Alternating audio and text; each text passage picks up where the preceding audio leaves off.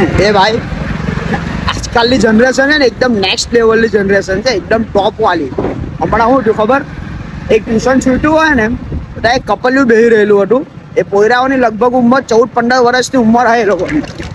મારા બેટા શું કરેલા ખબર, એકદમ મસ્ત હાથમાં હાથ રાખીને બેસી રહેલા હતા શાંતિથી. ને પેલો કે બાબુ એ કે મેં લગ્ન કરાય તો તારી હાથે જ કરાય, કે બાકી તો મેં લગ્ન જ નહીં કરાય. કે હા એ કે ઘેરવાળા નહીં માને ને તો કે તને ભગાઈને મેં લઈ જવાય. કે પછી મારું બેટું એક સોડામાં 2 સ્ટ્રો રાખી ને પછી એ લોકો પીવાનું ચાલુ કર્યું.